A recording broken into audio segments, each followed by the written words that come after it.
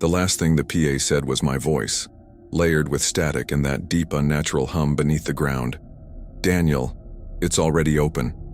Thompson grabbed my vest and shoved me back hard, his face pale but steady. "Eyes down, Carter. We leave, now." We started retreating from Tower 6, rifles up, staying low, slow, controlled. Alvarez kept glancing over his shoulder, whispering Miller's name under his breath, but Thompson never looked back. He didn't have to. He already knew. We were about 50 yards from the burned clearing when the fog thickened fast, curling up from the ground like smoke. The temperature dropped instantly, cold enough to sting my lungs. Then I heard footsteps in the ash behind us. Slow, deliberate, matching our pace perfectly. Thompson motioned for us to stop, holding up a fist, and we froze in place. At first I thought maybe it was Miller. I wanted it to be Miller, but then came the sound. 3 sharp whistles from somewhere deep inside the fog, followed by the exact same sequence an instant later, echoing from the opposite side. Perfect. Identical. Practiced. Thompson leaned close and whispered, "We're surrounded." Before I could respond, the static came back, faint at first, then louder, crackling through every radio on our belts even though they were switched off. A voice broke through, fractured and layered, dozens of tones overlapping, but all speaking in unison. "Tower 6, open door." The ground trembled beneath us, faint, subtle, like something massive shifting deep under the burned zone. Thompson grabbed Alvarez's arm and hissed, "Move!" We sprinted toward the tree line, pushing through dead branches and charred stumps, the fog swirling thick around us. I risked one glance back and froze. Tower 6's lights were blazing, brighter than anything I'd ever seen, a pale white glare cutting through the night. And on the platform above, standing side by side, were at least 6 figures. Same height, same build, all wearing ranger uniforms, all perfectly still, watching. I turned back fast and nearly slammed into Thompson as he stopped suddenly at the edge of the tree line. Alvarez cursed behind us, skidding to a halt. The burned zone ended abruptly here, giving way to dense forest, but Thompson wasn't moving forward. He was staring at something on the ground. I stepped closer and saw what he saw. A spiral of smooth stones, stacked waist-high, arranged perfectly in concentric rings. Symbols were carved into the faces of each stone. Some numbers, some patterns I didn't recognize, and one marking scratched deeper than the rest. Henderson. "What the hell is this?" I whispered, voice shaking. Thompson didn't answer. He crouched low, brushing ash off the base of the spiral. Beneath the stones was a layer of scorched ranger badges, bent and blackened, half melted into the dirt.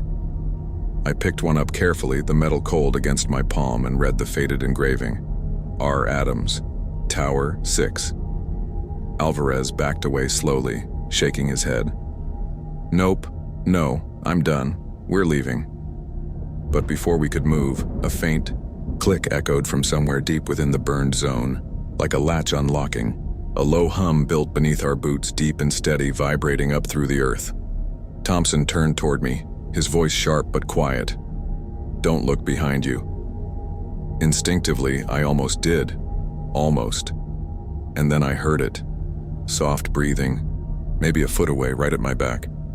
I forced my eyes forward, fists tight around the rifle. The breath was steady, deliberate, too close, too controlled. Then it spoke. "Daniel." My own voice. Perfect. Calm. Familiar. My throat locked. Alvarez raised his weapon, but Thompson smacked the barrel down instantly. "Don't engage," he hissed. "Not here." The thing behind us laughed once, short, wrong, mechanical. Then, like something flicking a switch, the air around us shifted. The forest went dead silent.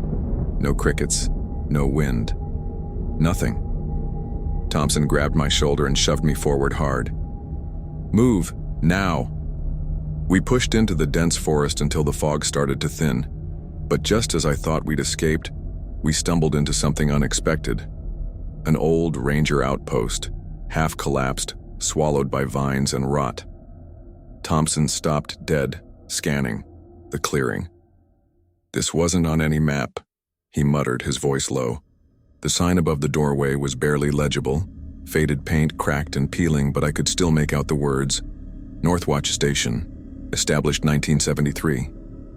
Inside, the air was stale and damp. Papers were scattered across the floor, overturned. Chairs piled against the walls, dust hanging thick in the beam of my flashlight. Alvarez moved toward a filing cabinet in the corner, forcing it open with his boot, pulling free a stack of warped folders. He flipped through them quickly, muttering under his breath. "These are all Tower 6 logs, going back decades." Thompson grabbed the top file and spread it across the table, scanning fast. Old incident reports, photographs, hand-drawn maps, all labeled restricted access.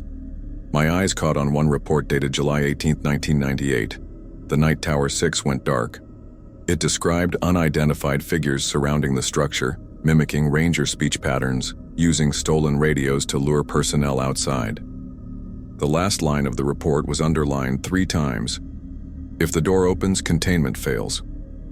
Before we could process what that meant, Alvarez froze, holding up a small black leather journal he'd pulled from the bottom drawer. The name, scratched across the cover, made my stomach drop. Henderson. Thompson grabbed it and started flipping through the pages. Henderson's handwriting was frantic, jagged, the words almost carved into the paper. "They don't just copy your face. They learn you. Every habit, every memory, every detail. And once they know enough, they don't need the reflection anymore." Another entry dated 2 days later read, "I think they're trying to open something. The door isn't a door. It's a boundary. And if they get through, the rules won't matter anymore." The last page was smeared with something dark, maybe ash, maybe dried blood, but one sentence was still legible at the bottom. "Don't look at the lake. The reflection isn't theirs. It's yours." My chest tightened as Thompson closed the journal slowly, his jaw locked, eyes fixed on something behind me.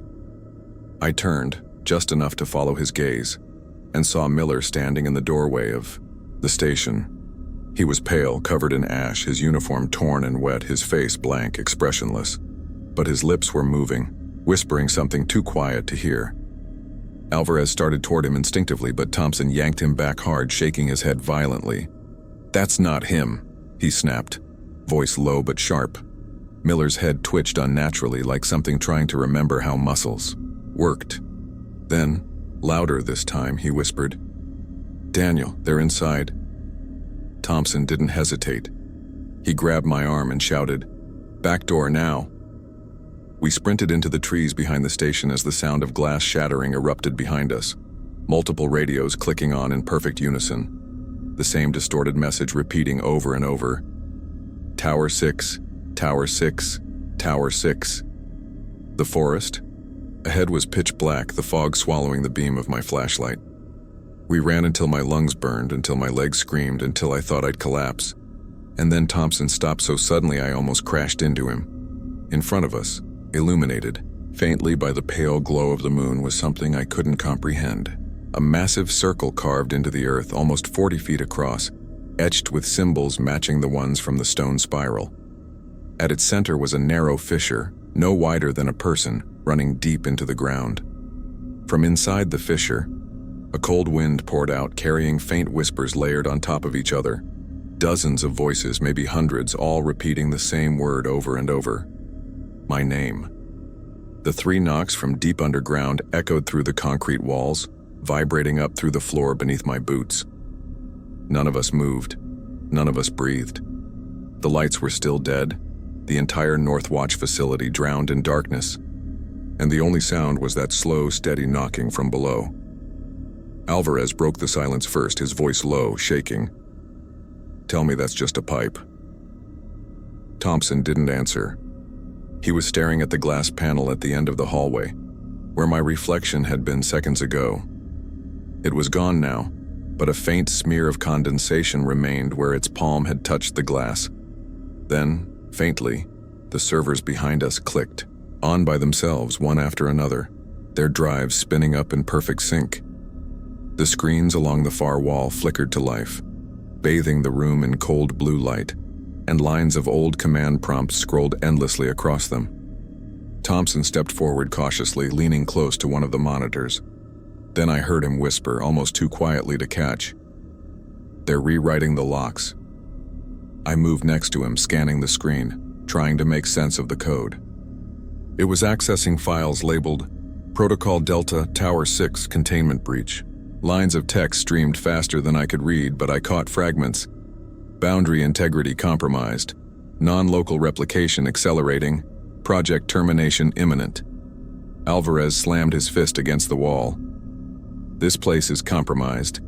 We need to leave." Thompson turned to him slowly, his face pale in the monitor glow. "Leave where? You think stepping outside's going to save you?" "They're not outside anymore, Alvarez. They're here." Before we could respond, a low, hollow groan reverberated from beneath the concrete, deeper this time, almost like something alive shifting beneath the earth. The air grew colder. Static built in my ears, a faint ringing crawling into my skull. And then softly a voice came through the facility speakers. My voice again. "Daniel," it whispered calmly. "Rule 12. My entire body went rigid. "What?" I managed to croak out. Thompson spun toward the control console, scanning the input feed, his hands shaking. "There is no Rule 12, he muttered. "There's never been a Rule 12. But the voice continued, louder now, layered, hundreds of overlapping tones, each one slightly out of sync with the others. "Rule 12. Follow us down." The floor beneath us shook violently, knocking us to our knees. Dust rained down from the ceiling as the emergency lights flickered back on, red strobes bathing the hallway in pulses of light. Sirens screamed, and one by one, the reinforced doors along the corridor unlocked with a series of sharp metallic clicks. The faint hum from beneath the ground was now a roar, the sound of something massive moving closer. Thompson yanked open a cabinet and tossed rifles toward us, his voice cutting through the chaos. "Upstairs, now!" We sprinted down the hallway, boots pounding against the steel floor. But just as we reached the stairwell, Alvarez stopped dead, his flashlight beam frozen on the wall ahead. Hundreds of photographs were taped there, overlapping edge to edge, faces of rangers dating back decades. At first I didn't understand, but then I saw it. Every single face was mine. Not just me now, me at different ages, different expressions, haircuts, uniforms. Alvarez whispered, voice shaking, "They've been watching you for years." I didn't get a chance to respond before the sirens cut off suddenly, plunging the facility into total silence again. And then from the stairwell above us we heard footsteps, heavy, deliberate, coming down slowly, one step at a time. Thompson raised his rifle, signaling us to stay back. The footsteps stopped just out of sight at the landing. Then a man's voice, deep and steady, echoed down the stairwell. "Carter." My chest tightened instantly. It wasn't my voice this time. It was Henderson's. Thompson cursed under his breath, whispering, "That's not him. He's been dead for 25 years." A shadow appeared against the wall, tall and still, as Henderson, or what was left of him, stepped into view. His uniform was torn and burned, skin pale, movements too precise, too clean. His lips didn't move when he spoke the next words. "You were never supposed to come here." The red emergency lights flickered violently, casting his face in flashes. Thompson shouted, "Go! Move now!" and fired 2 quick rounds into the stairwell. But Henderson didn't fall. He dissolved, vanishing into the mist pooling at the base of the steps. I grabbed Alvarez's vest and dragged him up the stairs, Thompson close behind, the roar beneath us getting louder by the second. When we burst through the facility's upper exit, the night outside was glowing faintly with pale white light bleeding out from the direction of Tower 6. The ground trembled, and the air was filled with the low hum we'd heard at the fissure, louder now, deeper, resonating in my chest like a second heartbeat. As we reached the tree line, I looked back over my shoulder and froze. Tower 6 wasn't just glowing. It was changing. Its structure seemed to twist, warping in on itself like something pulling reality into the fissure below. Around its base, Borrowed faces gathered by the dozens, their movements synchronized, heads tilted in perfect unison. And above the roar, through the blinding light, a voice as deep as the earth itself rolled across the burned zone. Boundary compromised.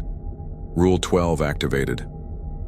Thompson grabbed my arm and forced me to keep moving, dragging us down the slope, toward the station. "If we don't make it to the lockdown controls, this entire sector's gone," he yelled over the noise. We ran until my lungs burned and my legs screamed, stumbling through the fog, branches whipping against my face until we reached the perimeter fence of the ranger station. But when we got inside, everything was wrong. The lights were already on. The doors were open, and sitting at the center of the operations room, bathed in dim yellow glow, was me. I froze instantly, my breath locking in my chest. The other me looked up slowly, smiling in a way I've never seen myself smile before. Too wide, too precise. Then it spoke in my voice, calm and steady. "You're late." Alvarez raised his rifle, but the thing tilted its head and said softly, "If you kill me, you kill him." And I realized something in that moment. It wasn't borrowing my face anymore, it wasn't copying me. It was linked to me. Thompson stepped forward, gun raised, his voice low and sharp. "What do you want?" The other me smiled again, slow and wrong, before whispering, "To go home." Then the sirens outside screamed as the PA systems across the entire park crackled to life. One sentence, distorted but clear, blasted across every tower, every radio, every speaker at once. "Tower 6, breach imminent. Lockdown in 30 seconds." Thompson grabbed my vest and shoved me toward the lower control room. "Move! Now!" We sprinted down the stairwell, the hum rising so loud it rattled my teeth, the lights flickering violently, every step shaking beneath us. And just as we reached the security terminal, the glass ceiling above the station shattered in a spray of shards and blinding white light. Hundreds of borrowed faces dropped silently into the room, surrounding us completely, their heads tilting in perfect sync. Then, one by one, their mouths opened wider than humanly possible, and in perfect unison, they whispered, "Daniel, follow us down." We didn't stop running until the forest swallowed Tower 6 completely behind us, the glow from the fissure fading into the fog. My lungs burned, my legs ached, but we kept moving, tripping over roots and branches, barely keeping pace with Thompson. Alvarez stumbled twice, cursing under his breath, but Thompson grabbed him each time and yanked him forward without slowing. The voices behind us never stopped. Dozens of them, maybe hundreds, overlapping like a broken radio signal, all calling my name in perfect unison. "Daniel, Daniel, Daniel." It was coming from everywhere. From the burned zone, from the tree line, even from inside my own head. We broke through a stretch of dense brush and finally reached the access road near the northern ridge. Thompson stopped suddenly, crouching low behind a fallen log, signaling us to get down. I slid, next to him, chest heaving, trying to keep quiet. He scanned the tree line, his voice low and sharp.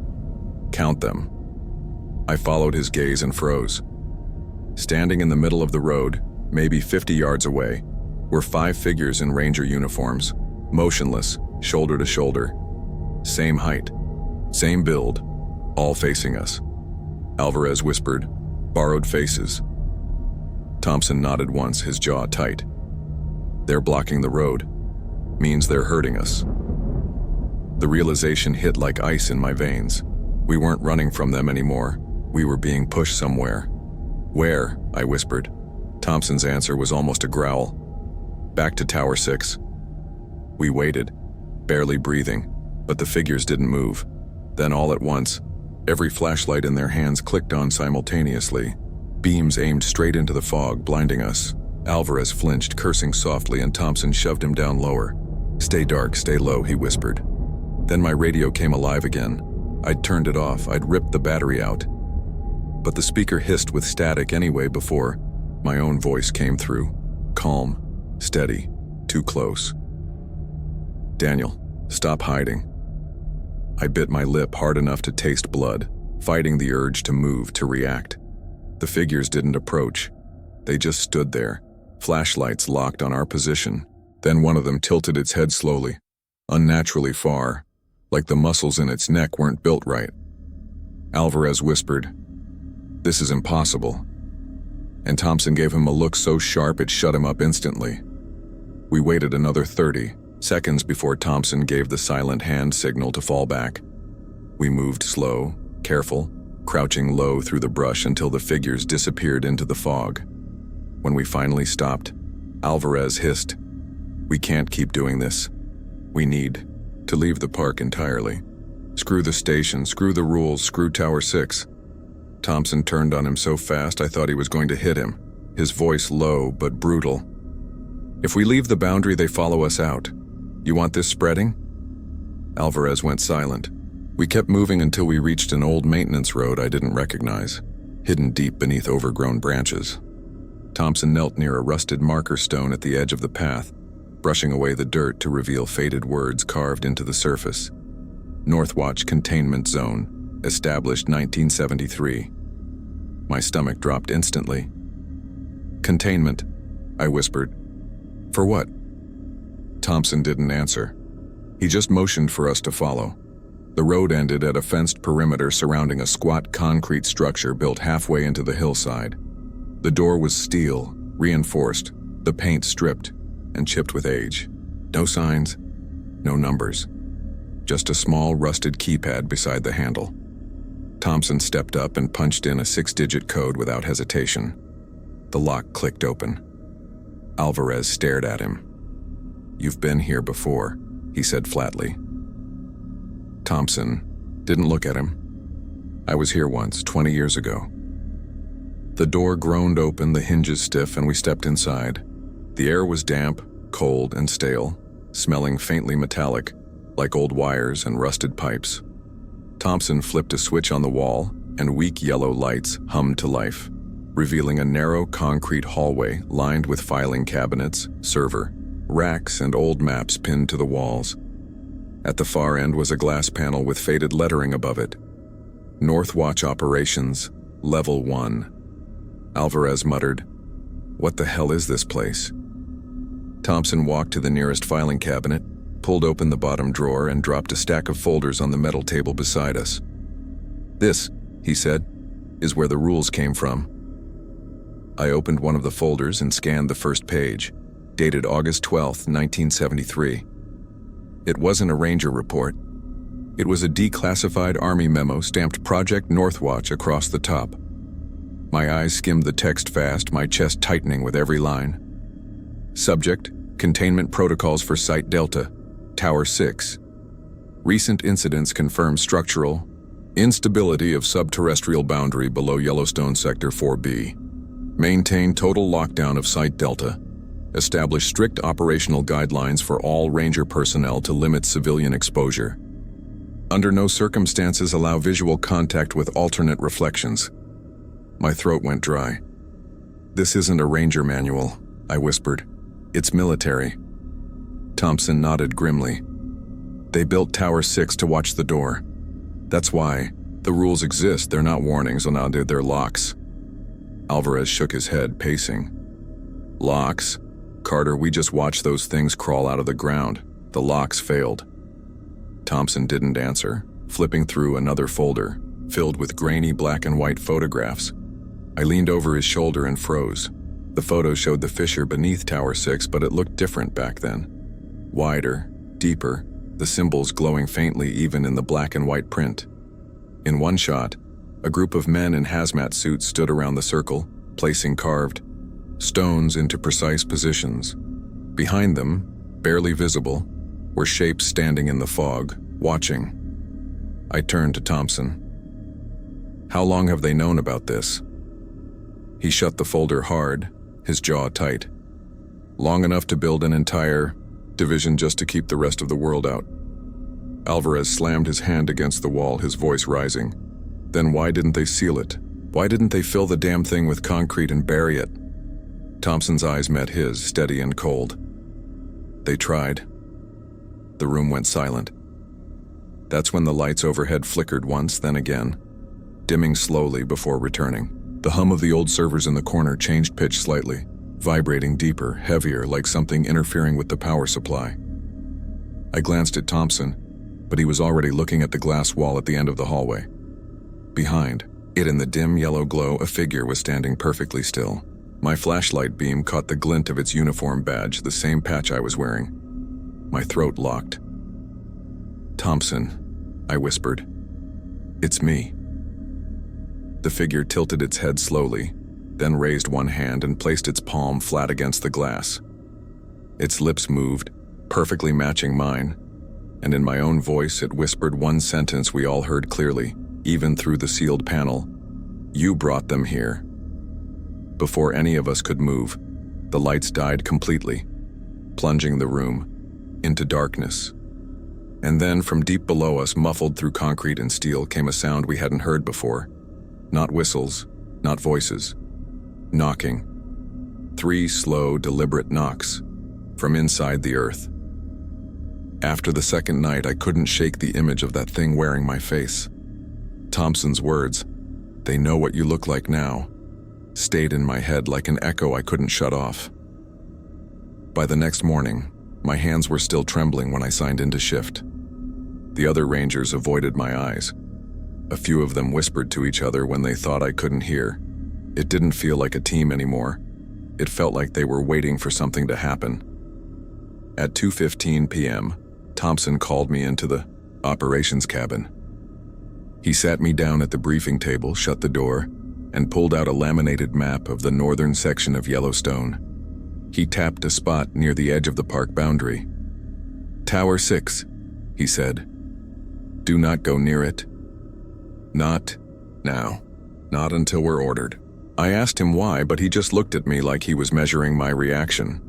Then he leaned closer and said quietly, "Because Tower 6 isn't empty." I stared at him, confused. I thought Tower 6 was condemned. "It is," he said flatly. "And you're going to keep pretending it is." He slid the map toward me, circled an area labeled North Trail Reserve, and underlined a handwritten note next to it.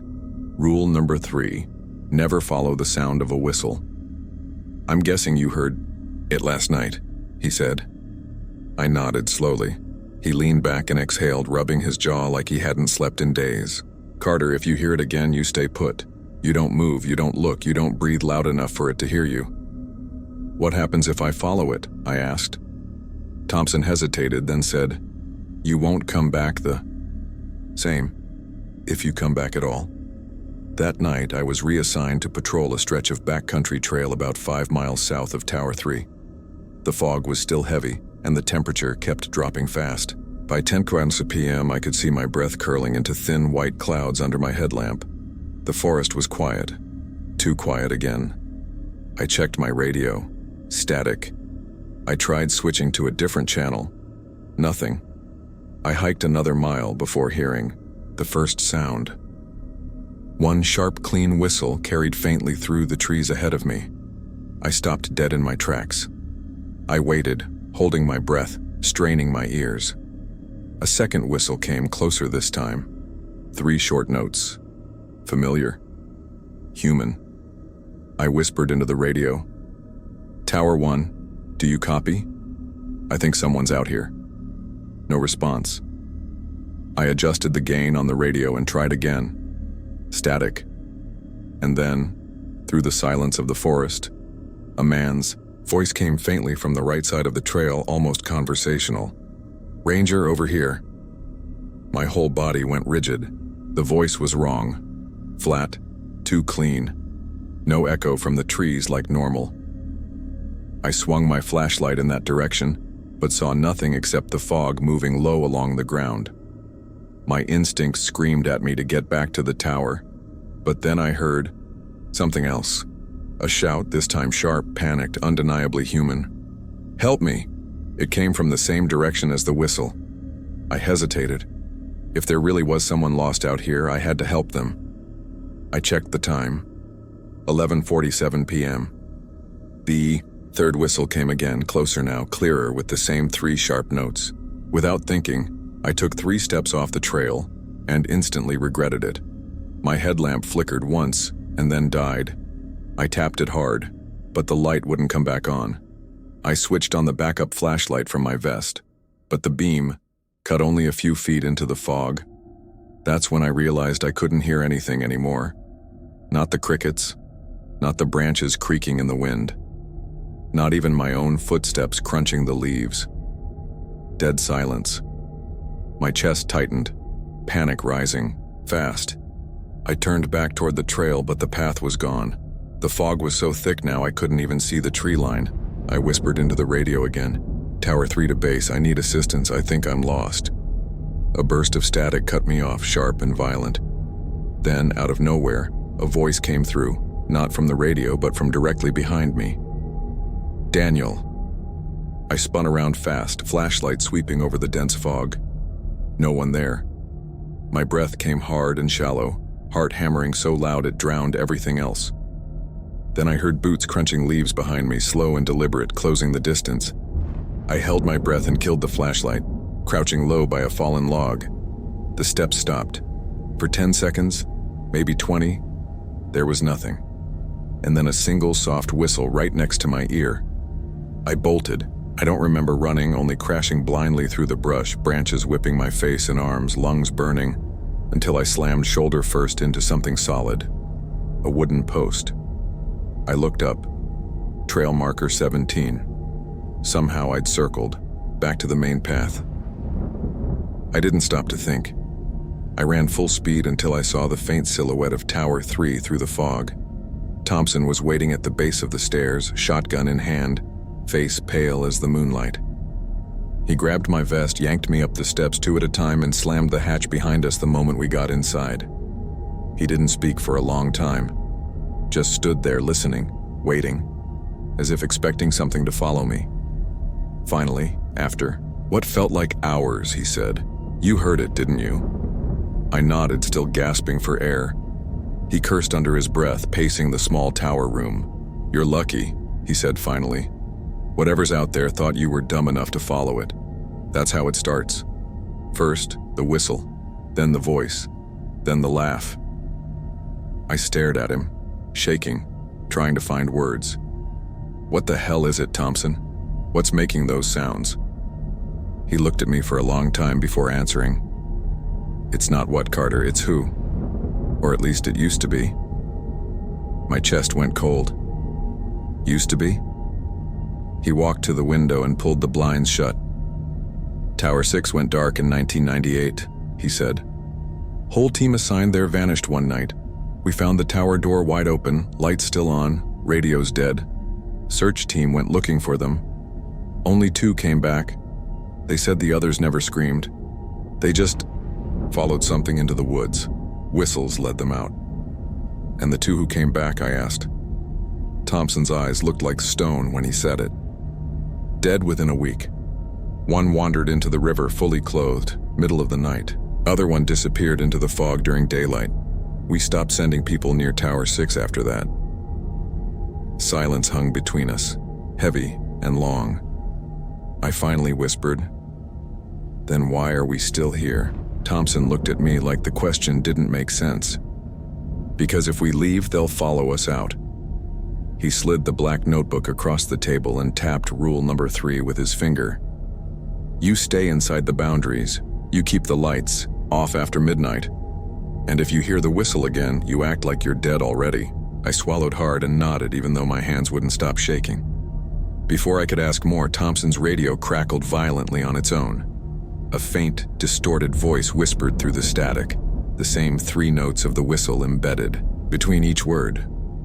"Tower 6, open." Thompson lunged forward and killed the radio instantly, his face drained of color. "Pack your gear," he said quietly. "Tomorrow we're going to Tower 6. The last words from the radio hung in the dark crawl space like a blade pressed to my throat. "Daniel, we've already opened the door." Thompson killed the power switch instantly, yanking the battery out of the unit, but the words had already been spoken. None of us moved. The only sound was our breathing and the faint vibration of footsteps above us, slow, steady, pacing the station floor. We sat in silence for what felt like hours, the air in the cramped crawl space thick and stale. Miller's breathing grew shallow, panicked, until Thompson grabbed his shoulder hard, forcing him to focus. He held a finger to his lips and mouthed, "Quiet." Then from above, the front door creaked open. The sound was soft, deliberate, far too slow to be human. Alvarez shifted slightly beside me, hand tightening on his sidearm, but Thompson's grip on his arm kept him frozen. Through the cracks in the floorboards, I could see faint light moving across the operations room above us, multiple flashlights, sweeping in perfect sync. No voices, no footsteps except for those faint, steady ones circling the hatch. Then, all at once it stopped. Silence. I strained my ears, holding my breath, but the next sound didn't come from inside the station. It came from outside, faint and distant, rolling low through the trees. 3 sharp whistles. Thompson's hand closed around my wrist, his grip like steel, and I knew immediately what it meant. They weren't surrounding the station anymore. They were drawing us out. A faint crackle came from the emergency PA speaker overhead, like someone breathing against the mic. Then a single sentence came through, my voice again, but this time slow, flat, perfectly calm. "Tower 6 needs you now." Thompson swore, under his breath so quiet I almost didn't hear it. He leaned in close, his voice low and deliberate. "We're leaving. Quiet. No lights." We moved single file through the crawlspace exit into the supply shed, emerging on the far side of the compound where the fog was thick enough to hide our movement. Thompson motioned toward the old service road, keeping us low and tight, weapons ready but barrels down. We didn't speak, didn't even whisper, moving fast through the tree line. For almost 30 minutes, nothing followed us. I thought maybe we'd lost them. Then Alvarez stopped dead in his tracks and raised his hand for silence. We listened. At first I heard nothing. Then came the sound, faint but steady, boots crunching leaves matching our pace perfectly, about 50 feet behind us.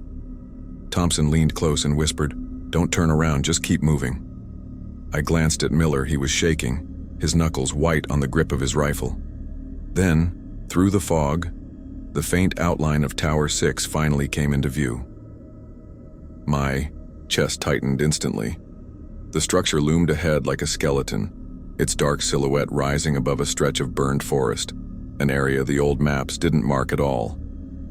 The ground here was scorched black, tree trunks hollowed and twisted as if fire had swept through decades ago but somehow left no smell of ash. Thompson slowed, scanning the tree line. "This wasn't here last year," he muttered. I frowned. "What are you talking about?" He shook his head. "This whole burn zone. It's not on any record, not even the satellite imagery." Alvarez knelt, running a hand over the blackened soil. "This isn't fire damage," he whispered. "It's something else." That's when we noticed the footprints. Dozens of them, maybe hundreds, scattered across the ash in chaotic circles, overlapping and weaving in and out of each other. Some were barefoot, some were booted. A few looked wrong, the proportions stretched, toes elongated, like something had tried to approximate human feet and failed.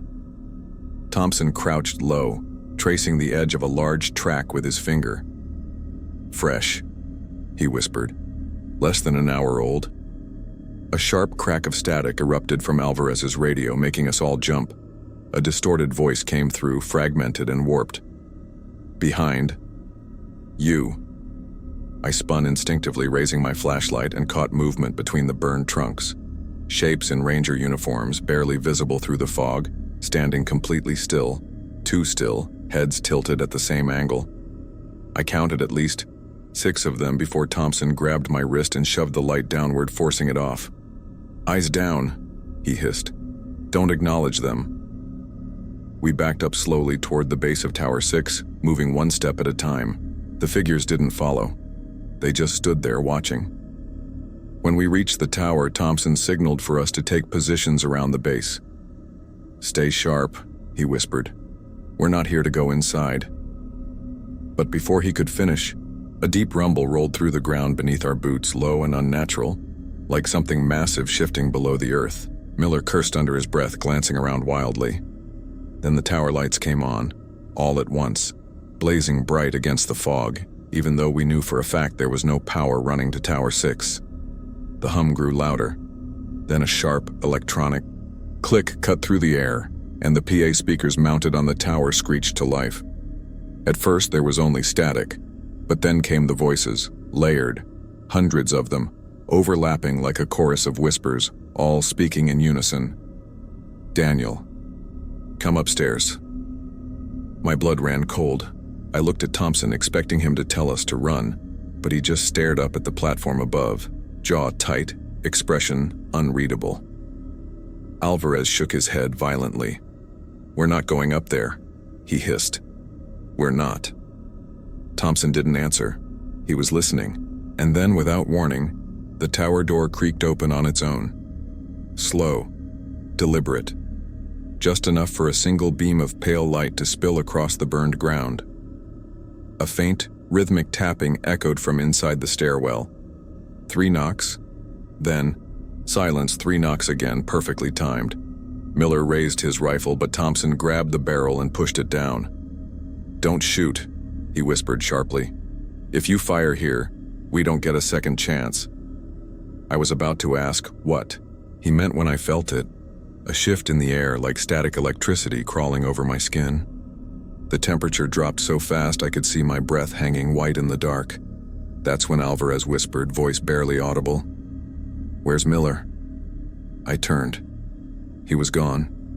His footprints led away from us, across the burned soil, straight toward the open door of Tower 6. Thompson lunged forward, grabbing my vest before I could follow. "No," he snapped. "He's already theirs." I didn't understand. "What do you mean theirs? He's just walking." Thompson cut me off, his voice low, steady, and colder than I'd ever heard it. "Miller died the second he heard his name on that radio." My stomach turned to stone. I swallowed hard, scanning the tower's stairwell, but there was no sign of him anymore. Then, from somewhere deep inside the structure, a single whistle echoed, sharp, perfect, 3 notes, too clean to be human. Thompson's face went pale. "We leave," he said. "Now." We started backing away fast, rifles up, every sense screaming, when the PA above us came alive again, the static tearing through the silence. Then my own voice spoke through it, calm and steady, layered over the hum beneath the ground. "Daniel, it's already open."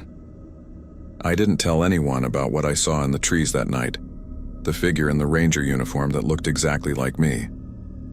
I wasn't sure if it was real or if my brain was finally breaking under all this. But Thompson knew something was wrong. He didn't ask, didn't need to. He just told me to get some rest. But there was no way I was sleeping. Every time I closed my eyes, I saw those empty footprints in the clearing, the missing campers' tents, and that spiral of numbered stones by the fire ring. That night I sat on the edge of my bunk at the station, turning the black notebook over in my hands, flipping to the rules I thought I understood but didn't. Rule number 5. If you see yourself, do not engage. My fingers traced the words over and over. It was the first time I truly realized the rules weren't warnings for what could happen.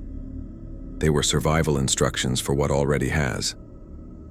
The next morning, Thompson gathered me, Ranger Alvarez, and a rookie named Miller for a briefing in the comms room. He spread out a topo map on the table, his finger tapping a faded red circle marked T6. "We need to check the tower before dark," he said. Alvarez frowned immediately. "That place is off limits, always has been." Thompson nodded. No, but last night's radio signal came from Tower 6's channel." Miller leaned back in his chair, arms crossed. "How's that possible? There's no power running there, hasn't been since the shutdown." "I don't know," Thompson said flatly. "That's why we're going." We packed light and set off mid-afternoon, hiking deep into the restricted zone. The forest felt different here, colder, like sunlight struggled to reach the ground. By the time we were half a mile from Tower 6, the woods had gone completely silent again. No birds, no insects, just the crunch of boots on damp leaves. Alvarez muttered, "This isn't right. It's too quiet." Thompson raised a hand and gave the signal to stop. "Listen." Through the trees, faint but steady, came the creak of wood under shifting weight. Something was moving up there, slow and deliberate, pacing across the old watchtower platform. My chest tightened instantly. There wasn't supposed to be anyone out here. We crouched low, using the tree line as cover, until we had a clear view of the tower itself. It was taller than I expected, the wood darkened from decades of weather, the access ladder partially rotted away, and on the platform above, leaning against the railing, was a man. He was wearing the exact same ranger uniform I had on. Same patch, same hat, same jacket color. He faced away from us, shoulders slightly hunched, one hand resting on the railing, like he was waiting for something. "Who the hell is that?" Miller whispered. Thompson didn't answer, just pulled out his binoculars. He stared for a long moment, silent, then lowered them slowly and said, "Carter, stay behind me. Don't speak. Don't look at it if it turns around." My stomach twisted. "What do you mean, don't look at it?" Thompson's voice dropped to a near whisper. "Rule number 5. We waited, barely breathing. The man didn't move, didn't turn, didn't react to us at all. Then Alvarez quietly raised his radio to call it in, but before he even clicked the transmitter, the figure shifted slightly, tilting its head to the side like it had heard him. My blood went cold. Thompson mouthed, "Don't." Too late. The figure straightened up slowly, standing taller, shoulders pulling back until its posture matched mine exactly. Then, without turning, it spoke. Not loud, not soft, just a flat, neutral tone that carried perfectly through the silent forest. "Daniel."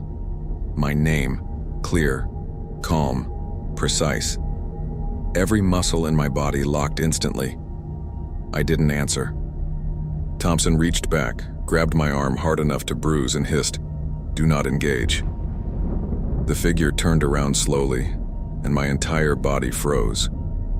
It was my face. Perfectly. Same jawline, same scar above my eyebrow, even the same small tear on the collar of my jacket. It smiled, but the expression was wrong, too slow, like it was mimicking the shape of one without knowing what it meant. Thompson gave the hand signal to fall back, and we began moving step by careful step, away from the tree line. That's when the thing stepped onto the ladder. It didn't climb down. It dropped. 30 feet straight to the ground, landing on both feet without a sound. Miller cursed under his breath, fumbling with his rifle. Thompson raised a hand sharply to stop him. "Don't," he mouthed again. The thing didn't move toward us. It just stood there, head slightly tilted, watching. Then it opened its mouth and the exact same 3-note whistle from North Trail came out, sharp, clear, too perfect to be human. Alvarez broke. He raised his sidearm and fired 3 quick rounds toward it. The shots echoed like thunder through the trees. When the dust cleared, the thing was gone. Not fallen, not bleeding. Just gone. The forest went dead quiet again. Miller swore under his breath, hands shaking on his rifle. "What the hell was that?" Thompson didn't answer. He walked toward the tower cautiously, scanning every inch of the clearing. Then he stopped suddenly and knelt by the ladder. "Footprints," he said quietly. I stepped closer and saw what he meant. There were dozens of them. Boots, bare, feet, human, animal, all overlapping, circling the tower base in chaotic patterns. Like dozens of people had been pacing there for hours. And then, just like the campsite, they stopped abruptly, about 10 feet out, vanishing into nothing. That's when the radio on Alvarez's vest burst to life, a distorted voice forcing its way through the static. "Tower 6, open the door." He dropped the radio instantly, backing away like it burned his hand. Thompson stared at the tower for a long time before finally turning to us. "We're leaving," he said. "Now." We didn't argue. We hiked back fast, staying tight and silent, but halfway to the trucks, Miller grabbed my shoulder hard enough to stop me mid-step. His face was pale, eyes locked on something in the fog behind us. "Carter," he whispered. "Look." At first I couldn't see what he was pointing at. Then the shape resolved through the mist. standing between two trees, perfectly still, head tilted slightly the same way the figure on the platform had. Same ranger uniform, same build, same face. My face. I blinked, and it vanished into the fog like it had never been there. Miller started to panic, but Thompson pulled us forward, keeping us moving until we reached the road. When we finally got to the trucks, the radios in both vehicles crackled on their own, all channels buzzing. At once, a dozen voices came through, layered over each other, fragmented and overlapping, all speaking the same three words in perfect unison. Tower 6, soon. Thompson didn't say a word on the drive back, and neither did I. But I couldn't shake the thought pounding in my head. That thing wasn't trying to scare me, it wasn't random, it knew me, it was waiting. I didn't leave my cabin for almost 24 hours after what happened at Tower 6. I kept replaying the moment in my head. That thing wearing my face, the way it dropped 30 feet without making a sound, the way its whistle matched perfectly. Thompson didn't talk much either. He just handed me the black notebook the next morning and told me to read Rule 6 again and again. Rule number 6, do not look at the lake after sunset. I didn't understand why the lake mattered until the following evening, when the emergency call came in. At 5:42 p.m., dispatch flagged an unregistered vehicle parked near Norris Lake, deep inside the restricted zone. No permits, no reservations, no records. The last ranger sent there, Henderson from Tower 6, never came back. Thompson called me, Alvarez, and Miller into the comms room and pointed to the lake on the topo map. "We're checking it out," he said flatly. Alvarez frowned. "At sunset? Rule 6 says..." "I know what Rule 6 says," Thompson cut him off sharply. "We won't look at the lake. We're just checking the perimeter." I didn't like it, but arguing was pointless. By 6:15 p.m., we were hiking along the overgrown service road toward Norris Lake. The fog was thicker than usual tonight, clinging low to the ground, curling around our boots as we walked. The silence was unnerving. No birds, no wind, not even the usual hum of insects. Alvarez broke the silence first. "Carter," he whispered, "did that thing at Tower 6 look exactly like you?" I hesitated before answering. "Exactly." He didn't say anything else after that. When we reached the lake perimeter, the first thing I noticed was the smell. Damp earth mixed with something metallic, faint but sharp, clinging in the cold air. Thompson raised his hand to signal us to stop. "This is far enough," he said, checking his watch. 6:48 p.m. Sunlight was fading fast. We stayed low behind a fallen log overlooking the shoreline. That's when we saw it. A single silver sedan parked near the edge of the water, driver's side door wide open, keys dangling from the ignition. "That's our car," Thompson whispered. "No one leaves their keys behind out here." We waited, scanning the tree line, but there was no movement, no voices, nothing. Finally, Thompson motioned for me and Miller to circle wide while he and Alvarez approached the vehicle. We stayed close to cover, moving slow, every step deliberate. When we reached the car, Thompson gestured for me to check the trunk while he looked inside. I popped it open and froze. Inside was a tent, a backpack, a camera, and something that made my blood run cold: a ranger's radio. Its casing was cracked, but the name etched into the backplate was clear enough. Henderson. I felt my throat tighten. Before I could process it, Miller grabbed my arm suddenly and whispered, "Carter, don't move." His voice shook. I followed his gaze toward the lake. At first, I didn't understand what I was seeing. The water was calm, glassy, perfectly still, but the reflection wasn't. In the fading light, our silhouettes on the shore didn't match. Thompson was standing still behind me, but in the water's surface, his reflection was turned, staring directly at me.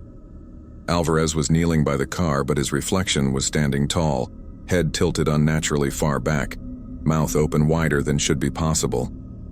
Then I saw mine. In the reflection, my double was kneeling at the lake's edge, one hand pressed flat against the surface of the water, smiling slowly, unnaturally. My chest locked, my breath caught in my throat, and every instinct screamed to look away, but I couldn't. My reflection lifted its head, its lips moved, and even though no sound came from the water, I heard the words whispered directly into my ear. "Daniel, come closer." I stumbled back hard, snapping out of it just as Thompson grabbed my vest and yanked me behind the car. "Don't look at the water," he barked, eyes wide, his voice low but urgent. Alvarez cursed under his breath, dragging Miller down behind cover as well. "They're in the damn reflections," Thompson hissed, barely audible. "Stay low. Stay quiet." We crouched there, pressed against cold metal, waiting for the last of the light to drain from the sky. That's when we heard it. Soft splashes, deliberate, moving slowly across the surface of the lake like footsteps on water. The fog thickened instantly, curling upward from the shoreline until it was impossible to see more than a few feet ahead. Through the static hiss of the radios on our belts, a faint, distorted voice crackled through. Not from dispatch, not from any channel we'd tuned to, but layered, fractured, dozens of voices overlapping. Tower 6, Norris Lake. "Open the door." Thompson yanked the radio from his belt and shut it off, face pale, jaw locked tight. "Time to move," he whispered. We started backing up slowly, careful not to step into the open, but as we moved deeper into the tree line, I felt the temperature drop fast, cold enough to sting my lungs. Then came the whistle. 3 short, perfect notes from somewhere on the other side of the lake, instantly followed by another whistle, this time directly behind us, less than 20 feet away. Thompson mouthed, "Don't react." My muscles locked as a shape moved through the fog, tall and thin, stopping just at the edge of our vision. I couldn't make out its face, but the outline was wrong, its limbs too long, shoulders too sharp. It didn't move closer. It just stood there, head slightly tilted, and let out another 3-note whistle. Then the figure stepped sideways, gliding soundlessly into the lake until the water reached its chest. It didn't ripple, didn't disturb the surface at all. It just sank beneath it like it was never there. "We're done," Thompson muttered, pulling us back fast toward the service road.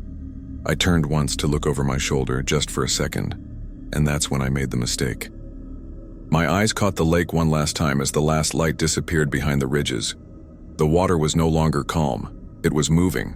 No, it was pulling, spiraling slowly inward like a drain emptying into something beneath. And standing on the far shoreline, half hidden by fog, were 5 figures in ranger uniforms, all identical, all still, all watching us leave. I blinked, and they were gone. We didn't stop moving until we reached the trucks. Thompson didn't start the engine right away. He just sat there, breathing hard, knuckles white on the wheel, staring at the dirt road ahead. Finally, he turned to me and said quietly, "Now you understand why Rule 6 exists." Before I could answer, the dashboard radio, which had been off the entire time, clicked on by itself. A single voice came through, low, smooth, and far too familiar. My voice. "Daniel, look behind you." I stared at the massive circle carved into the ground, the ash-black symbols burned deep into the soil, the fissure at its center exhaling cold air into the night. The whispers drifting from inside weren't distant anymore.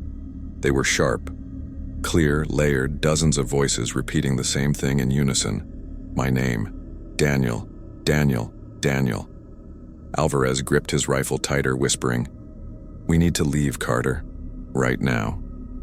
Thompson crouched near the edge of the circle, eyes locked on the markings, his flashlight sweeping slowly across them. "This isn't new," he muttered, more to himself than to us.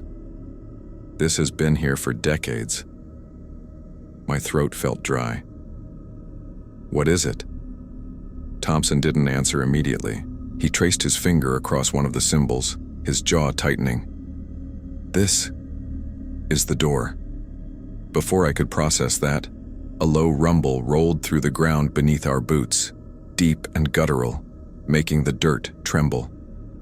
Alvarez stepped, back scanning the tree line, his voice rising. "We have to go." Thompson shook his head sharply. "We can't. If this is open, nowhere in the park is safe. I wanted to argue, but the air shifted suddenly. Heavier, thicker, like the atmosphere itself was pulling toward the fissure. Then we heard it. Footsteps in the burned zone behind us, faint but steady, crunching over ash. I swung my light toward the sound, but Thompson slapped my arm down instantly. "Lights off," he hissed. We crouched low, hiding behind a fallen trunk, holding our breath as the footsteps drew closer. Through the thinning fog, I saw shapes emerge slowly into the clearing. 4 figures, ranger uniforms, heads tilted at unnatural angles, moving in perfect sync. My stomach dropped. Borrowed faces. Their boots didn't leave prints in the ash. They stopped just short of the circle, standing shoulder to shoulder, motionless, staring at the fissure. For a long moment, there was no sound except for the whispers rising from below. Then, all at once, every radio on our belts came alive, bursting with static before a single calm voice spoke through them. Mine. "Daniel," it said softly. "Come down." Alvarez cursed under his breath, trying to shut his radio off, but it stayed on, buzzing with faint overlapping murmurs like hundreds of voices talking beneath the surface.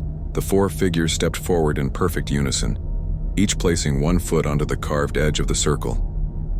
The moment their boots touched the markings, the symbols began to glow faintly, a cold, pale white. The fissure widened an inch, with a sickening grinding sound, the whispers beneath it rising into a distorted chant. Thompson grabbed my shoulder, pulling me back sharply. "We move, now." We bolted into the tree line, Alvarez behind me, but we didn't make it 20 feet before a voice stopped me dead in my tracks. It came from my left, deep in the fog, ragged and broken but still so familiar. "Daniel, help me." Miller's voice. I spun instinctively, heart pounding, scanning the mist. A figure stepped out slowly, staggering, uniform torn, face pale, blood trailing down his neck. "It's me," he said weakly, reaching a trembling hand toward me. They've got Thompson." Alvarez raised his rifle immediately, but Thompson yanked it down violently without even looking. "Not him," Thompson hissed, "not anymore."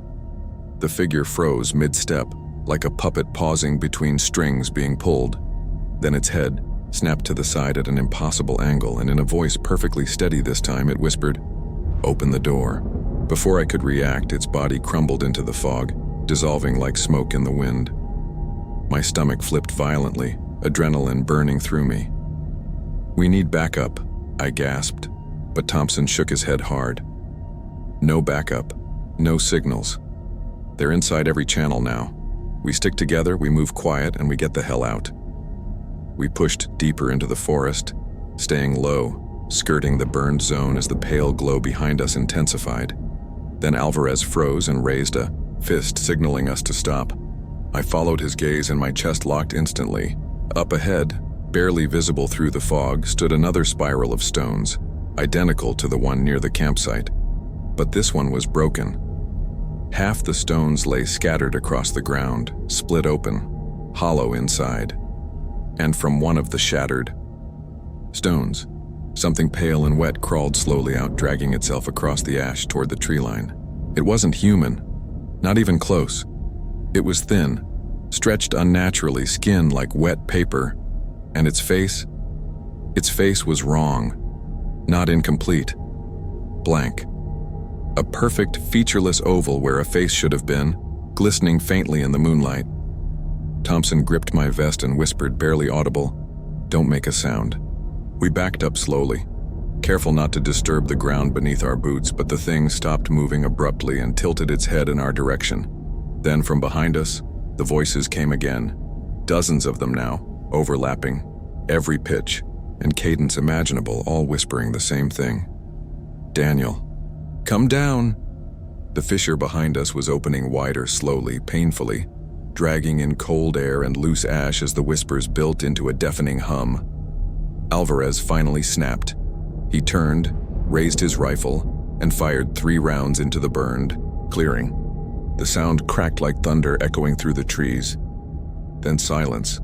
The glow from the symbols died instantly. The borrowed faces vanished from the circle. The fissure stopped widening. For half a second I thought maybe he'd stopped at Equo, but then we heard it. A single, low knock. It came from below us, deep under the ground, shaking the soil beneath our boots. Once, twice, 3 times. Then the entire clearing roared to life. The fissure erupted with blinding white light. The symbols ignited brighter than the tower's lamps, and the ground beneath the circle fractured violently, splitting wider as pale, distorted hands began, clawing up from the darkness below. The borrowed faces were no longer standing outside the boundary. They were climbing out of it. Thompson shoved us hard toward the tree line, shouting over the rising roar. "Run, back to the station, now!" I stumbled through the fog, lungs burning, heart hammering, the voices behind us multiplying until it felt like the entire forest was calling my name. I risked one last glance back at the clearing, just for a second, and saw them, crawling free from the fissure, dozens of them blank-faced, moving unnaturally fast, and standing on the platform above Tower 6, framed in the white light, was a single figure watching everything unfold. It looked exactly like me. And then, in my own voice, I heard it speak, low and calm, echoing from the PA across the burn zone. "You shouldn't have come here. I didn't sleep after that first night in Watchtower 3. The voice calling my name from the dark kept replaying in my head, and Thompson's warning wouldn't leave me alone. By sunrise, I was sure of one thing. Whatever's out there knows. I'm here now. I spent the next day trying to act normal. I checked trail markers, filed visitor reports, restocked the first aid kits, and pretended not to notice the other rangers watching me. A few of them gave me the kind of nod people give at funerals, like they knew something I didn't. At 7 p.m., Thompson radioed all outposts to brief us on a weather change. Cold front moving in, fog after midnight. He ended the broadcast with 5 words. "Follow the rules tonight, strictly." He didn't sound nervous, he sounded scared.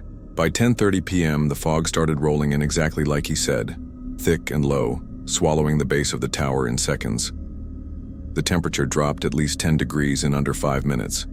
My breath hung white in the air. I layered up, checked the lanterns, and triple-locked the tower hatch. Rule number 1, don't leave the watchtower after midnight. I thought about that a lot. 11:47 p.m. It started again, but not footsteps this time. This was different. Faint at first, carried through. The trees like something from far off. A howl. Long, sharp, drawn out, cutting straight through the night. It didn't sound like a wolf. It didn't sound like anything I'd ever heard before. I grabbed the binoculars and scanned the tree line. Nothing but fog. The howl came again, closer this time, followed by 3 shorter ones behind it. It wasn't one animal, it was more than one. I grabbed the radio and called Tower 1. "Thompson, do you copy? Do you hear that?" Static at first. Then Thompson's voice came back, low and clipped. "Stay inside, do not respond. And Carter, turn off your lights." I froze. "Why?" His reply was sharp. "Do it now." I shut off the lanterns. The tower plunged into darkness, and I crouched low by the railing, ears straining. That's when I noticed something I hadn't realized before. Between the howls, I couldn't hear anything else. No crickets, no owls, no rustle of wind through the pines. Yellowstone at night is rarely quiet, but now it was absolutely silent between those calls. My chest tightened. I gripped the edge of the railing hard, forcing myself to breathe slow. 12:03 a.m. The first scream came from the west side of the tower. High, raw, human. Someone shouting for help. "Ranger! Please, somebody help me!" It was a woman's voice, panicked and breathless, somewhere deep in the fog below. I stood frozen, staring into the white void beneath me. Everything in my body screamed at me to run down there, but the notebook in my pocket burned like fire against my thigh. Rule number 3, never follow the sound of a whistle. Thompson explained on day 1, anything calling for help out here after dark might not be human. I grabbed the radio and whispered, "Tower 3 to base. I have a civilian in distress, requesting instructions." Nothing. Static. Then the same woman's voice came through the radio channel I was on, calm this time. Too calm. "Ranger Carter, come down here." My stomach turned to stone. The voice didn't sound panicked anymore. It didn't sound human either. I snapped the radio off instantly, crouched low, and stayed silent. 12:17 a.m. The howling started again, louder than before, but now it was coming from 3 different directions. I could hear branches snapping, something heavy moving through the brush below. Then, over the sound of the howls, came a sharp, piercing whistle. 1 short burst, then 2, then 3. I covered my ears, squeezed my eyes shut, and stayed as still as possible, my back pressed against the cold wood of the tower wall. Seconds later, my radio crackled violently, bursting to life with a voice I didn't recognize. Male, flat, too precise. "Tower 3, leave the tower now. Tower 3, leave the tower now." Repeating over and over, exactly the same tone, exactly the same pause between words, like a recording stuck on loop. I gripped the radio hard enough that the plastic casing creaked, fighting every instinct telling me to run. Then it stopped. Everything stopped. Dead silence again, thicker than before, and that's when I heard breathing. Not mine. Not close, but not far either. Coming from below the tower. Slow, deliberate inhales and exhales, like something big trying to stay quiet. I waited. I didn't move. Didn't make a sound.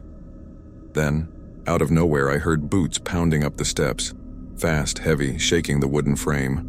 I spun around, yanked my baton from my belt, bracing myself at the hatch, but the footsteps stopped halfway up. Silence again. My radio clicked once, faint, and Thompson's real voice came through, urgent and strained. "Carter, do not move. Look west." I turned slowly toward the tree line.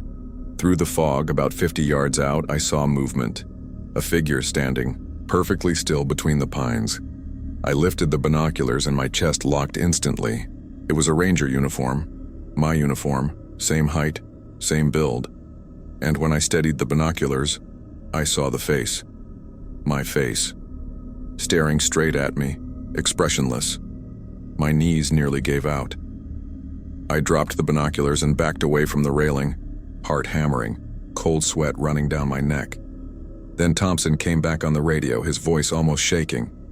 "Tower 3, get low and stay away from the windows. Do not engage. Do not look at it." I slid down against the wall, breathing, shallow, hands trembling. Outside, the howling stopped. The figure vanished. The fog started to thin slowly, the forest shapes returning where they should be, like the night itself was resetting. At 4:15 a.m., the sun started bleeding faint light through the eastern ridge. I waited another hour before unlocking the hatch and stepping outside. The ground was damp. No footprints. No sign anyone had been there. When I got back to the station that morning, Thompson was waiting again, arms crossed, jaw tight. Before I could say anything, he said, "They know what you look like now." I asked him what that thing was. He didn't answer. He just handed me a new note with 3 words scrawled on it in red ink. Tower 6. Soon. I didn't sleep after what happened on North Trail. I kept hearing the whistle in my head, the 3 short notes looping over and over like a broken recording. Every time I closed my eyes, I saw the fog, and every time I thought about Tower 6, my stomach dropped like I was falling. Thompson didn't say another word about it until the following afternoon. I was restocking medkits in the station when he came up behind me, tossed a folded topo map onto the counter, and said, "Gear. Up. We're heading out." "Where?" I asked, even though I already knew. He didn't answer, just tapped the red circle on the map. Tower 6. The drive to the northern ridge was silent. The further we went, the less maintained the roads became. No signage, no trail markers, nothing to indicate we were even inside park boundaries anymore. At one point, Thompson reached up and switched off the dashboard radio. "Why'd you do that?" I asked. He didn't look at me when he said, "Sometimes they use it." I didn't ask what he meant. We parked about a mile from the old tower site because the road was blocked by fallen timber. The air was colder here, heavier somehow, like the forest was holding its breath. The deeper we hiked, the quieter it got. No birds, no wind. Just the crunch of our boots on the pine needles and my own heartbeat pounding in my ears. After about 30 minutes, Thompson raised a hand, signaling me to stop. He crouched low, motioned for me to do the same, and pointed ahead through the brush. At first, I didn't see it. Then I spotted the faint outline of a clearing, and in the middle of it, a cluster of bright orange tents. "That's not supposed to be there," Thompson whispered. I frowned. "Campers?" "Not registered," he muttered, pulling out his binoculars. "Nobody's filed permits for this zone in years." We waited and watched. No movement. No voices. After a minute, Thompson gestured for me to stay put while he approached the edge of the clearing. I followed close behind anyway, every instinct screaming that something was off. When we reached the first tent, I realized why. It was still zipped shut, but inside, the sleeping bag was laid out, the lantern still burning, a half-eaten energy bar sitting on top of a camp stove, like whoever was here had stepped away seconds ago. But there was no one. 3 tents, same setup, same signs of life, but no people anywhere. Thompson crouched low, inspecting the ground around the campsite. "Look," he said quietly. I followed his gaze and froze. The footprints. Dozens of them, overlapping, circling the tents, moving toward the tree line, and then stopping abruptly like they just vanished mid-step. "Where the hell did they go?" I whispered. Thompson didn't answer. He pulled the small black notebook from his vest pocket, flipped it to rule number 9 and tapped it with his finger. "If the woods go silent, you're not alone." I scanned the tree line, every hair on my arm standing up. That's when I noticed something strange. A pile of small stones, stacked neatly into a spiral at the center of the clearing, right next to the campfire ring. Each stone had a symbol scratched into it. The marks looked random at first, but the longer I stared, the more familiar they felt. They were numbers. I counted them under my breath. 6, 6, 6. Before I could say anything, Thompson grabbed my arm hard and hissed, "We need to leave now." I didn't argue. We backed away slowly, keeping our eyes on the clearing. But just as we reached the tree line, a sharp, clean whistle cut through the silence behind us. 3 short notes. I froze instantly, heart hammering. Thompson turned his head just enough to whisper, "Don't move. Don't even breathe." Another whistle came, closer now. Then a man's voice, soft and steady from somewhere deep in the fog. "Hey, over here. We need help." It sounded human, desperate, perfect. But Thompson didn't even flinch. He mouthed one word without making a sound. "No." Then behind us, from the opposite direction, a second voice joined in. Different tone, same words. "Hey, over here. We need help." The same inflection, the same pauses, like they were copying each other. I clamped my hand over my mouth, forcing myself to stay silent as adrenaline roared in my ears. After about 30 seconds, both voices stopped. The forest went dead quiet again. That's when the smell hit me. Sharp, metallic, clinging to the back of my throat. The stench of blood carried on damp air. I glanced down and noticed something faintly glinting under the leaves near my boot. I crouched, brushed the debris aside, and found a ranger's name badge half buried in the dirt. The letters were faded, but I could still make them out. Henderson, Tower 6. My chest went tight. Thompson's jaw clenched hard, but he didn't say a word. We left the clearing without looking back, moving slow, careful not to make a sound. When we finally got back to the truck, the sun was dipping low behind the ridges, turning the fog, a pale, washed-out gray. I slammed the passenger door shut, breathing hard, trying to steady myself. Thompson slid behind the wheel, started the engine, and stared straight ahead for a long time before speaking. "Tower 6 wasn't abandoned because of structural damage," he said finally. "They didn't leave. They were taken." I swallowed hard, forcing my voice steady. "Taken by what?" He looked at me, eyes flat and exhausted. Not what? He said quietly. Who? I didn't understand, and before I could press him, the radio crackled violently on the dashboard. A faint, distorted voice came through, distant and warped, like the words were dragged through static. Tower 6, open and door. Thompson slammed the radio off instantly, face pale, knuckles white on the steering wheel. I sat frozen in silence as we drove back toward Watchtower 3. But just as we reached the access road, I glanced out the passenger window and saw something standing between the trees about 50 yards away. A figure in a park ranger uniform, my uniform, same height, same build, staring right at me, perfectly still, face hidden in shadow. I blinked, and it was gone. Thompson didn't see it, or maybe he pretended not to. We drove the rest of the way in silence. Back at the station, as I unloaded my gear, Thompson stopped me with a hand on my shoulder. "Carter," he said, voice low, "this isn't random. Tower 6 woke something up, and whatever it is, it knows your name now." The voice on the radio froze me in place.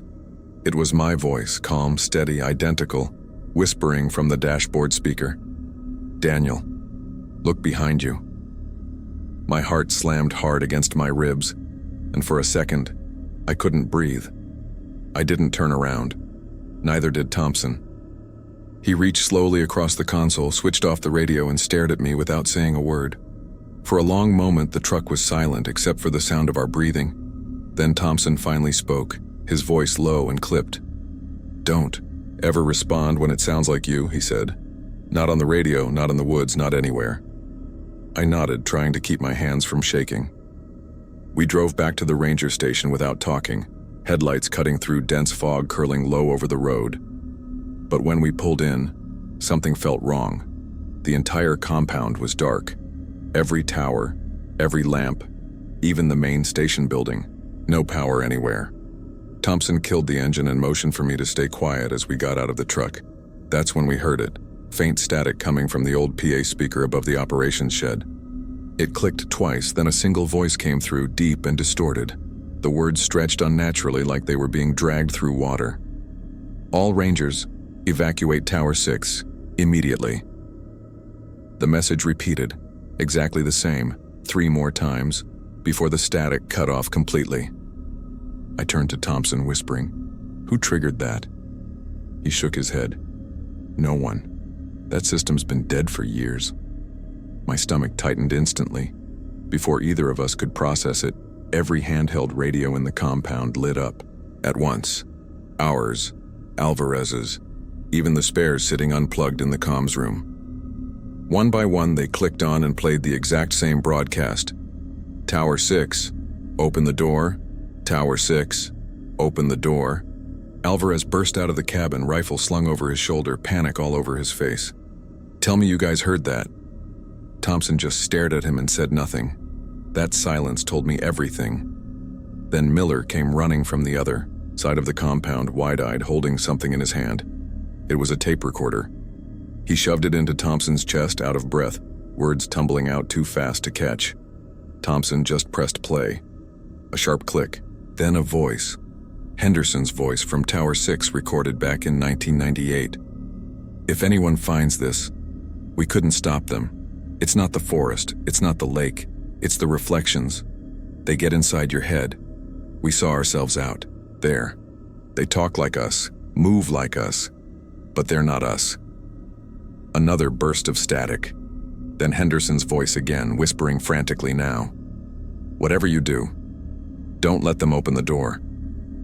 The tape ended with 3 soft knocks and went dead.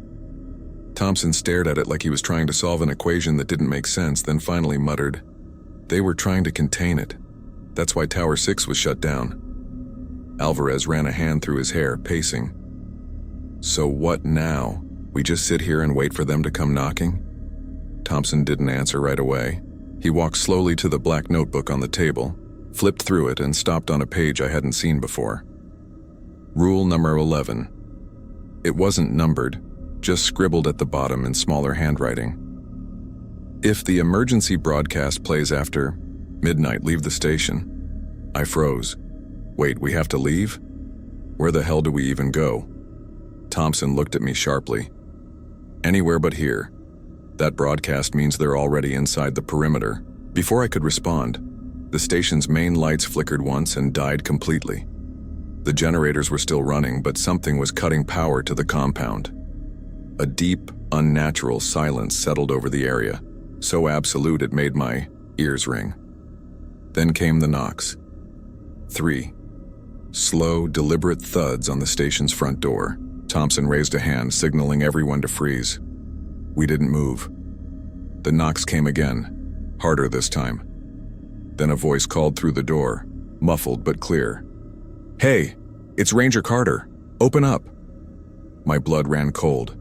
Alvarez whipped, his head toward me, eyes wide. "That's you." "I know," I whispered. Miller swore under his breath, backing toward the supply room. The voice outside called again, same pitch, same pauses, same exact inflection. "Daniel, it's me, open up." Then from the opposite side of the station, another voice joined in.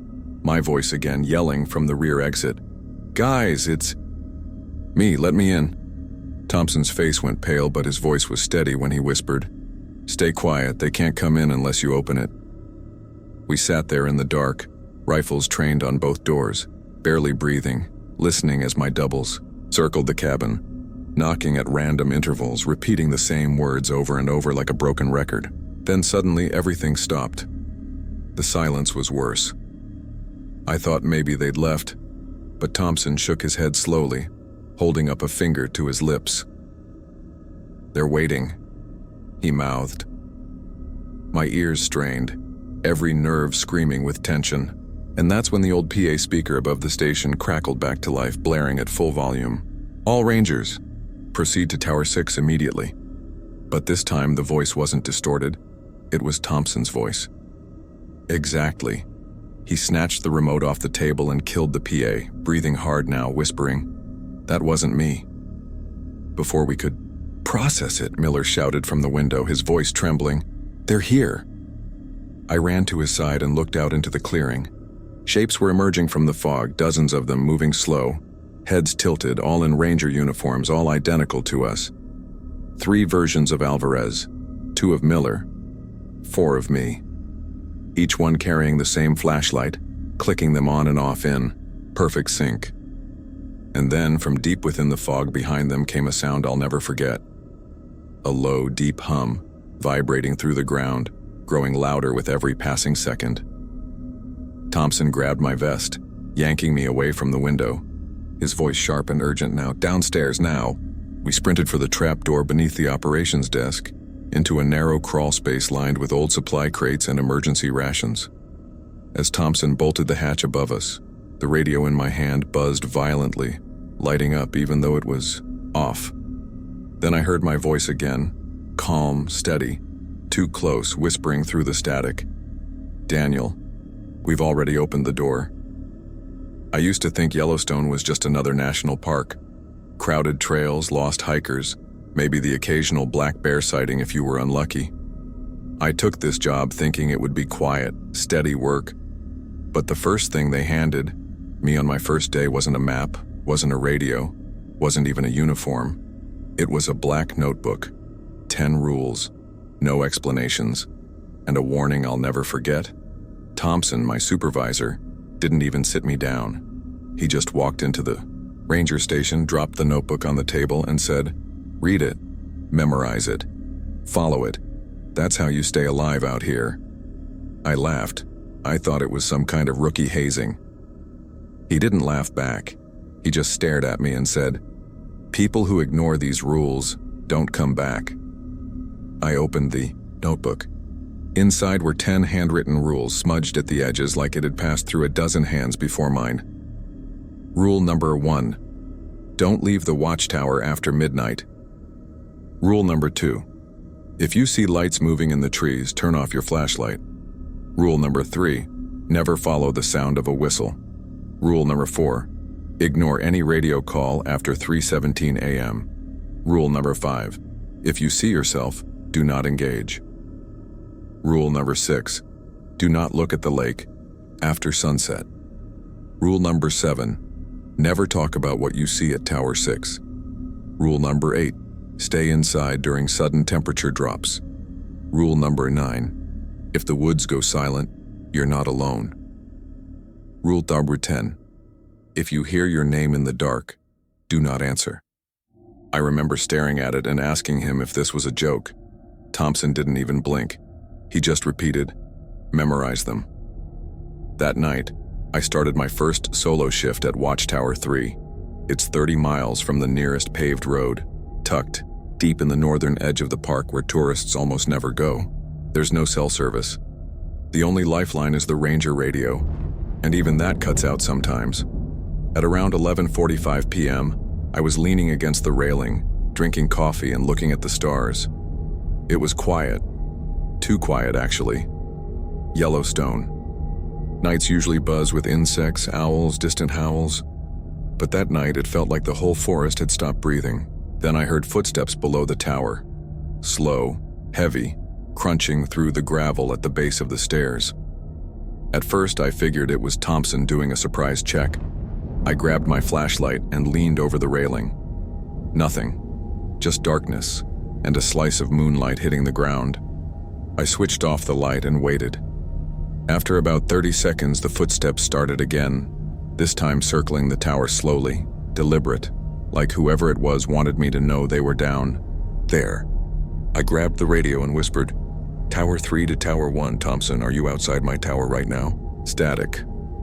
A long pause. Then his voice finally came back, confused. "Tower 1 here.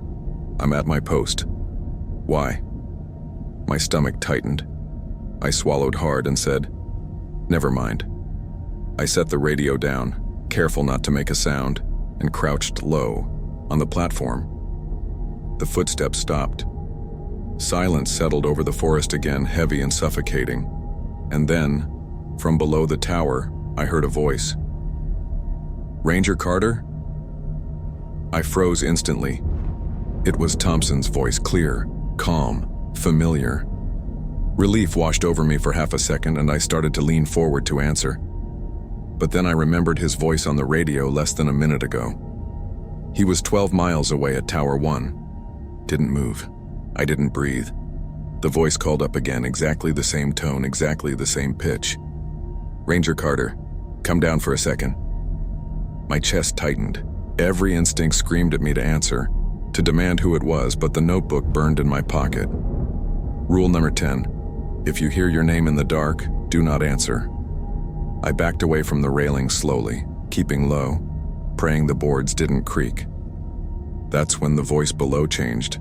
It dropped to a whisper. "Daniel." My throat closed. Only Thompson and HR knew my first name. I didn't answer. I pressed my back against the wall, counting each breath to stay calm. The air felt thicker, like the night itself was leaning closer, listening. After maybe a minute, there was a soft laugh. Short, quiet, wrong. It wasn't a human laugh. It sounded almost like someone pretending to remember how. My skin went cold. And then the voice said one more thing. "You're not going to last. Here." My hands shook so badly I almost dropped the radio, but I forced myself to stay silent. Seconds passed, then minutes. Nothing. No footsteps. No voice. Just the sound of my own heartbeat pounding in my ears. I didn't sleep at all that night. I sat on the floor of the watchtower with the lights off, clutching my radio like a lifeline. When the sun finally came up, I grabbed my gear and drove straight back to the main ranger station. Thompson was waiting outside, leaning against the hood of his truck like he'd been expecting me. He looked me up and down and said, "You didn't answer, did you?" I shook my head slowly. "No." He stared at me for a long moment, then nodded once. "Good," he said quietly. "That was your first test. They know you're here now. It's only going to get harder." I wanted to ask him what the hell they were, but he walked away before I could say anything. I stood there in the cold morning air, clutching that black notebook like my life depended on it. And for the first time since taking this job, I understood something. Yellowstone isn't dangerous because of the bears, the wolves, or the cliffs. It's dangerous, because of whatever else lives out there. And I was starting to think those 10 rules weren't just guidelines, they were warnings.